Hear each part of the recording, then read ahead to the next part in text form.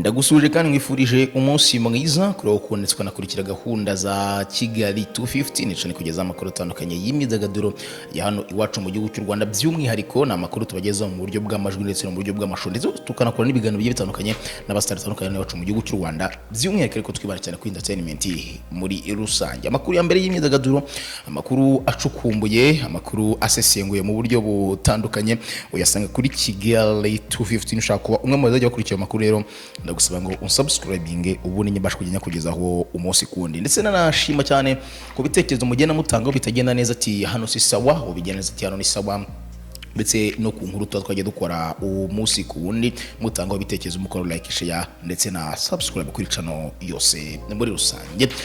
Barabakunzi ba Yannick Mukunzi, baracyari abakunzi ba Yannick Mukunzi, bazanakomeza ko abakunzi ba Yannick Mukunzi bamukunze cyane bitewe n'imigaragarire ye inyuma, physical appearance ye. No mutipe ufite ishusho cyangwa se isura ikurura ab'igitsina gore by'umwihariko biganjemo abakobwa, byanatumye benshi mu bakobwa bahano iwacu mu gihugu cy'u Rwanda bimariramo umupira w'amaguru. Ntago byari bisanzwe cyane kubona abakobwa bakunda cyane football, ariko byabaye akarusho ubwo Yannick Mukunzi yatangira kwigaragaza mu equipe ya APR FC. Usanga abakobwa benshi cyane bagenda bakunda kujya ku stade by'umwihariko bifuza kureba uyu musore w'uburanga butagira uko busa. Benshi bari bamuzi nk'umusore uri aho ngaho, baza kuza gutungurwa no kubona uyu mutipe afite umugore ndetse n'umwana. Yitwa Iribagiza Joy, ni umugore wa Yannick Mukunzi wagize isabukuru y'amavuko ku itariki ya 2 z'ukwezi kwa 2 mwaka 2021. We ndetse n'abandi banyarwanda batandukanye muri rusange benshi cyane bakaba barifurijwe isabukuru nziza by'umwihariko cyangwa se baragize isabukuru kuri uwo munsi, binatuma umugabo we Yannick Mukunzi witegura kugenda mu minsi mike iri imbere agira gutya akagira icyo abwira umugore we nk'umukunzi we w'ibihe byose. Yanditse ku rukuta rwa Instagram ahasanzwe akoresha, benshi banashaka amakuru agiye atandukanye, yandika agira ati nshimishijwe cyane nuko nabonye kubona inzira, ati nuko nashoboye kubona inzira yanjye kuri wowe, ati kandi nkashobora kugukunda no kugukomeza ubuzima bwanjye bwose. Sinshobora kwiyumvisha uko ubuzima bwaba bumeze tutari kumwe, kandi nishimiye ko ntakeneye kubimenya. Isabukuru nziza kuri wowe rukundo rwanjye, ndagukunda cyane. N'umugore wari umaze kubwirwa amagambo meza y'urukundo nk'ayo ngayo, by'umwihariko kuyabwirwa n'umusore w'umusitari nkuriya ugaragaza ko atewe ishema n'umugore we, dore ko abenshi burya mu batipe b'abastari bakunda cyane cyane kutagaragaza abakunzi babo kugira ngo bitabicira isoko riko bajya babyita, ariko we akaba agaterwa ishema n'uyu mugore we ndetse n'umwana we. Na Iribagiza Joy nawe yasubije Mukunzi Yannick w'umukunzi we ndetse anamwibutsa ko amukunda cyane, naho yanditse agira ati urakoze cyane rukundo, nanjye ndagukunda cyane. Iyi couple Yannick Mukunzi ndetse na n'uyu Iribagiza Joy ni imwe mu couple navuga ngo benshi bafatira nk'icyitegererezo, ni imwe mu couple benshi navuga ngo ibaha inspiration mu rukundo bitewe nuko ari couple iri physically fit ndetse no mu bijyanye n'umutima bakagaragaza ko bose bakundanye kandi mu gihe cya nyacyo. Urukundo rwabo rwaje kuza gutuma havamo imfura y'umuhungu w'aba bombi, ni umuhungu witwa Mukunzi Ethan, ni umutipe ufite imyaka 4 y'amavuko waje kubw'urukundo rwa Yannick Mukunzi ndetse na Iribagiza Joy. Mu myaka isaga 3 bari bamaranye babyaranye umwana. Yannick Mukunzi yaratarasezerana n'uyu mugore we Iribagiza Joy mu buryo bwemewe n'amategeko, naho mu kwezi kwa 1 mwaka 2019 bano bafashe umwanzuro wo kujya gusezerana imbere y'amategeko. Icyo gihe Yannick Mukunzi yararimo kuva mu ikipe ya Rayon Sport agana mu gukinira ikipe yo mu gihugu cya Sweden mu cyiciro cya 3. Uyu mutipe umaze iminsi mu gihugu cy'u Rwanda arimo kwitegura gusubira muri Sweden ngo asubukure imyitozo ndetse n'imyiteguro by'umwihariko yo gutegura umwaka mushya w'imikino wa 2021. Nyuma yaho mu byumweru 2 bishize amasezerano Yannick Mukunzi yamaze kongerwaho imyaka igera kuri 2.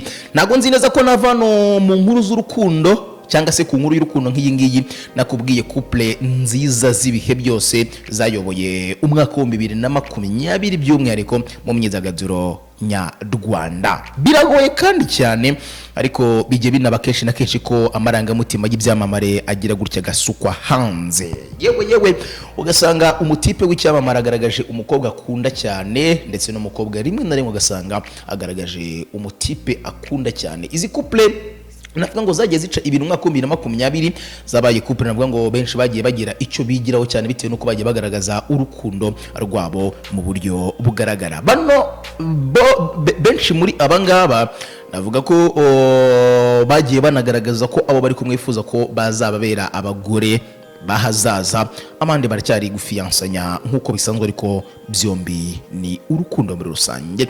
Munyemerere mpere kuri Meddy Ngabo Medard ndetse na Mimi. Uyu ni umutipe usanzwe ukora umuziki wa hano mu gihugu cy'u Rwanda, ariko akawukora muri Leta Zunze Ubumwe za Amerika bitewe nuko uyu mutipe ariho abanditse afite n'ubwene gihugu bwayo.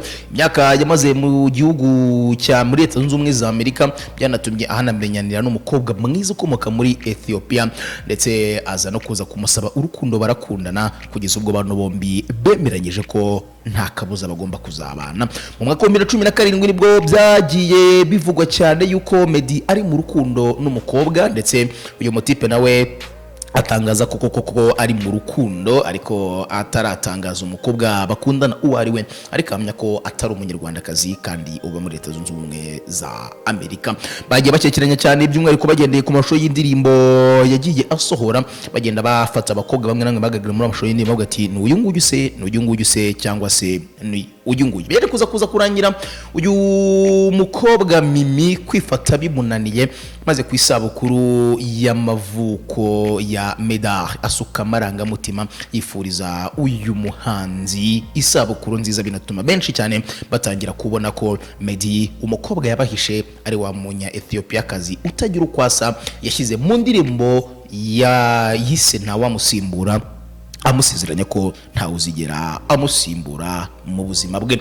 Urukundo rwabo mbere rwakomeje kugurumana cyane kugeza n'ubwo Meddy yazanye uyu mukobwa mu gihugu cy'u Rwanda, amwereka umuryango ndetse binanugwana ubwo yuko ubukwe bw'aba bombi buri hafi. Umwaka wa 2020 banze gusiga Ngabo Medard agishyira abanyarwanda mu gihirahiro, bimusaba gutera ivi abaza uyu mukobwa ngo would you marry me, maze Mimi nk'umukunzi we wamukunze by'akadasohoka ukina mukunda n'ubundi aramubwira ati yes ndabyemeye. Bano bombi biza kuza kurangira bemeranyije gukundana ndetse no kuzabana akaramata hagati y'abano bombi mbere yo kubishyira imbere y'Imana ndetse n'imbere y'amategeko muri rusange. Munsi y'uyu mutipe Medard Ngabo hari undi mu competitor we mu bijyanye n'injyana ya R&B, niko abanyarwanda bafata.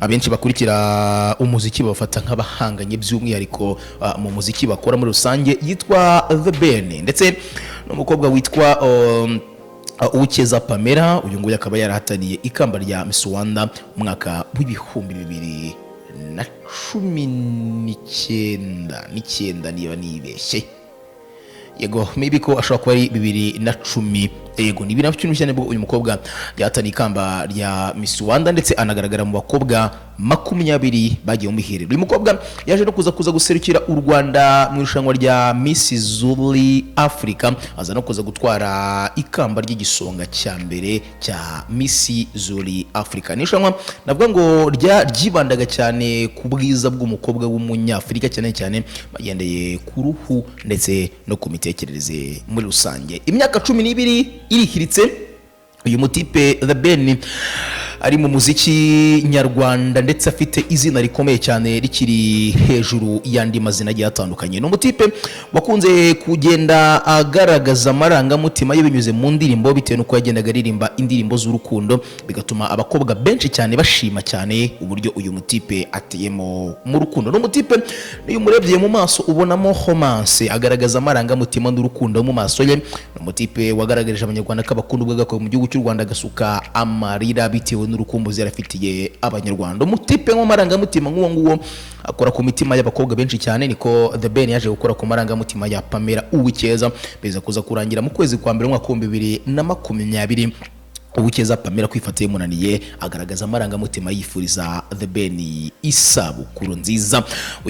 Uyu mukobwa Pamela Uwukeza ukunda kugaragaza amarangamutima cyane kuri The Ben aherutse gushyira hanze ifoto ari kumwe na The Ben arangije ayiherekeza amagambo agira ati mayine, cyangwa se bisobanuye uwanjye mu rurimi rw'ikinyarwanda. Bano bombi nago bageze bafata umwanya ngo batangaze iby'urukundo rwabo y'aba The Ben ndetse na Pamela Uwukeza, dore ko The Ben yumwajije kuri Uwukeza Pamela abikwepera ku ruhande, mu gihe ki Pamela we nta na rimwe aragaragara mu kiganiro asobanura ibijyanye n'urukundo rwe ndetse na The Ben.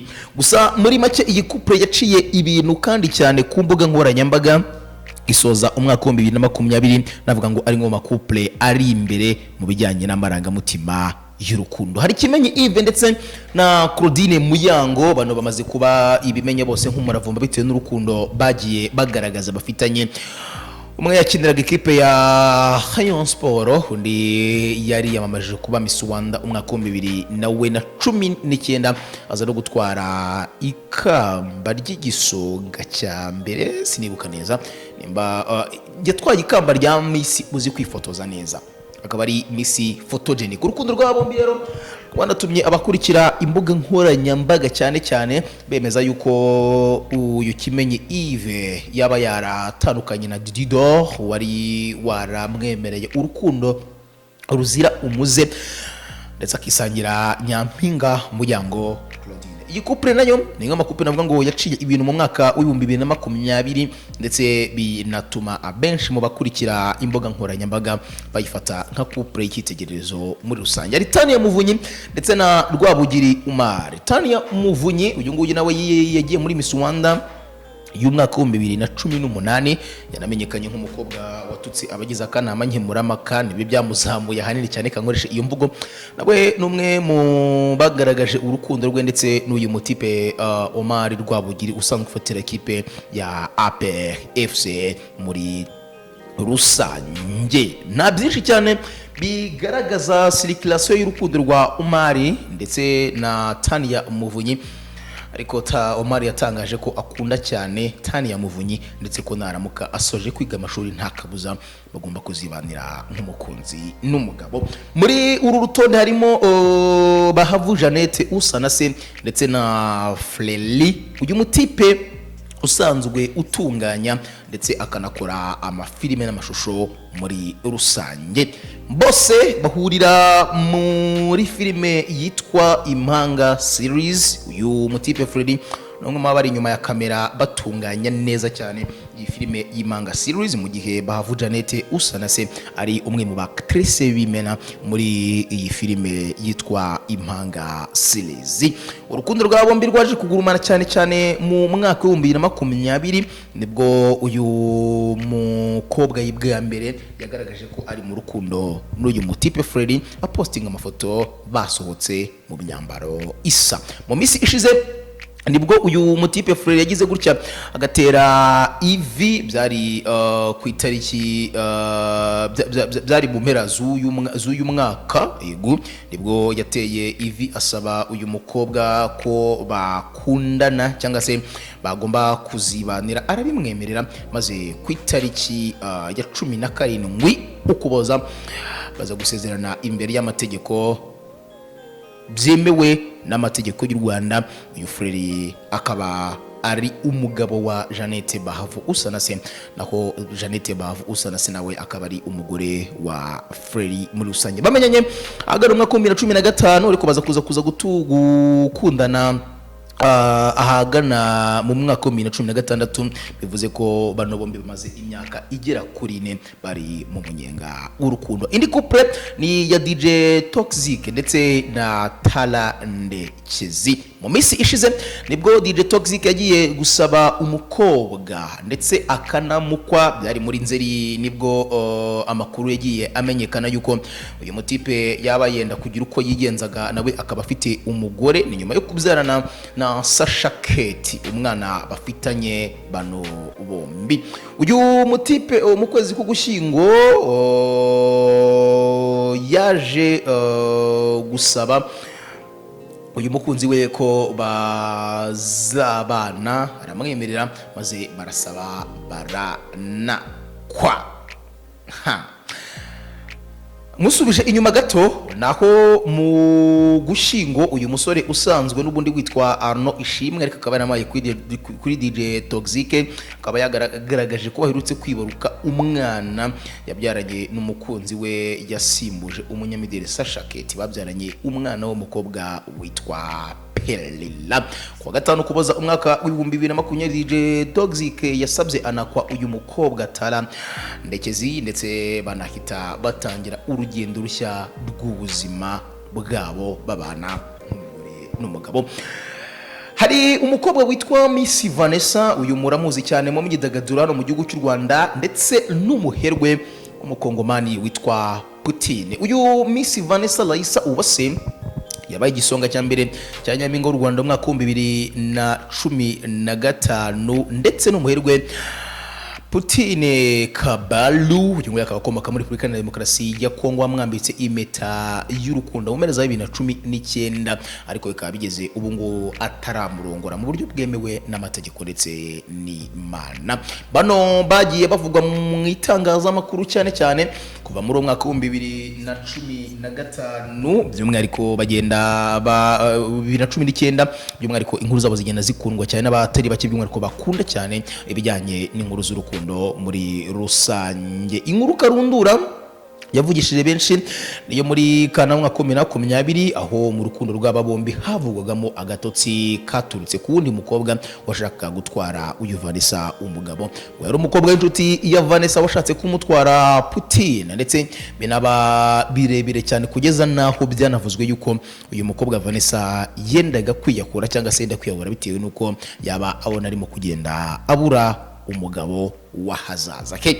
Ku rundi ruhande hari Sandra Teta wari inshuti cyane n'uyu Uwase Vanessa Laisa ndetse na Wizo Manizo wahoze mu itsinda rya Good Life ryarimo Wizo ndetse na Radio. Kuva muri Gashyantare mu mwaka wa 2019 Wizo na Sandra batangiye kunugwanugwa ko baba bakundana ariko ntiberure ngo bagaragaze cyane urwo rukundo ku mbuga nkoranyambaga. Hari n'amakuru avuga ko aba bombi babana mu nzu imwe nk'umugore ndetse n'umugabo ariko bagakomeza kugenda babigendera ku ruhande. Kuva byatangiye kwandikwa aba bombi bafitanye umubano udasanzwe, Teta Sandra isatangira kwerekana amarangamutima yihariye kuri Wizo yifashishije imbuga nkoranyambaga zitandukanye anakurikirwaho n'abantu batari bakeya. Nubu mu butumwa Sandra yashyize kuri Instagram bwinshi ntabwo ahwema kuvuga iminyato no gutomora cyane uyu mutipe Wizo. Wizo yahimbye indirimbo yise Guoma cyangwa se Ruraryoshye mu Kinyarwanda agaragaza amashusho yayo Teta Sandra wamutwaye umutima n'urukundo ruhande by'umwihariko amuvuga imyato.